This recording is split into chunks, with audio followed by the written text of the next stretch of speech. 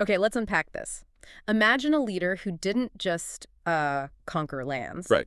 but literally built and secured an empire brick by brick, fort by fort. Hmm. Today, we're doing a deep dive into Shivaji Maharaj and this, well, incredible network of forts. Yeah, the ones that really formed the strategic backbone of the Maratha Empire. Exactly. And what's really fascinating here, I think, is how these structures weren't just, buildings. No. They were like living extensions of his vision for Swaraja. Swaraja, yeah, that concept of self-rule. Precisely. So our mission really is to understand not just the sheer number, which is staggering, but why they were so pivotal. How they connect to the bigger picture. Empire building, defense. Exactly. The whole strategy. And that sheer scale you mentioned. Mm. It's really something. Sources estimate over 300 forts captured, built, or repaired by him. Over 300.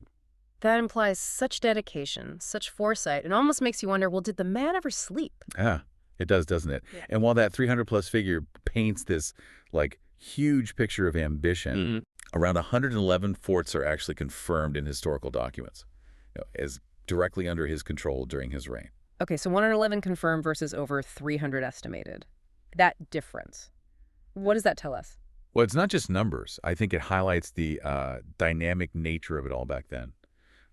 Empire building was fluid. Constantly changed. Constant capture, adaptation, refortification. It wasn't this static, perfectly controlled thing. It's actually a real testament to his agility, his relentless energy. So that fluidity, did it mean some forts were temporary, maybe? Or just outposts? How did that work for governing? It likely meant highly adaptive governance. They weren't just static points. Each fort, whether held long-term or briefly, had a strategic purpose. Got it. And beyond just the numbers, these forts, they're like historical markers. They tell stories. Right, written in stone. Take Torna Fort, the very first one captured back in 1646. That was basically the starting gun for Swaraja, a real statement. And then you see the capital evolving. From Rajgad first. His initial base, yeah. To Raigad later, which became the grand coronation place, the ultimate capital. It really shows how central these forts were to his whole journey. Absolutely. And we connect this to the bigger picture. Like you said, each fort tells a story, a challenge, a triumph. Like Sinhagad, that's a famous one, originally Kandana. Oh, Sinhagad, legendary. The Yeah. Battle of Tanaji Melchior. And here's where it gets really compelling. Yeah. Its capture wasn't just brave, it was almost impossible. Scaling sheer cliffs at night.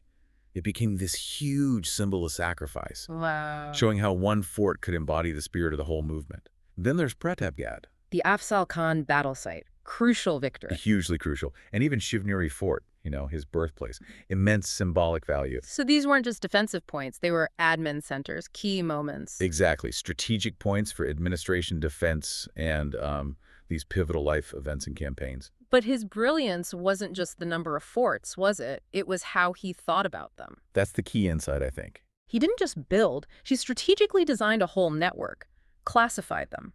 4 distinct types. Yes, brilliantly classified, each playing a precise role. It shows how interconnected his thinking was. Okay, so let's break those down. Right. First, you've got the hill forts. Think Rajgad, Torna, Ragad. The classic mountain strongholds. Exactly.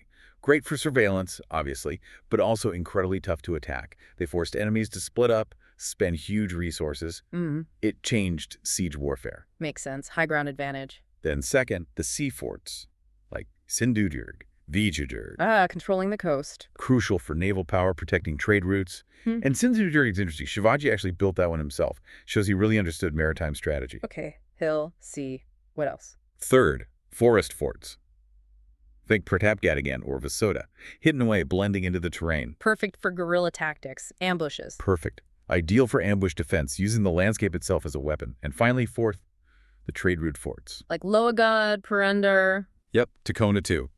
Positioned to control vital passes, roads, basically ensuring supplies and goods could move. Securing the economy and the army's logistics. Absolutely. Sustaining his forces, sustaining the state. So this really raises a question for you listening. Yeah. How does understanding these specialized types, deepen our appreciation of his military genius? Yeah, it's more than just walls. So to wrap this up then, whether it was the estimated 300 or the documented 111, these forts were undeniably the backbone. Their strategic backbone, absolutely. Defense, administration, economy, expansion of Swaraja. It all hinged on them. A truly integrated system. It really was. And looking at this, this mastery of infrastructure, this adaptive leadership, it makes you think, what modern lessons can we draw from this? About building resilient systems, about effective governance? Really, in any complex situation, in any era, what insights can we gain today?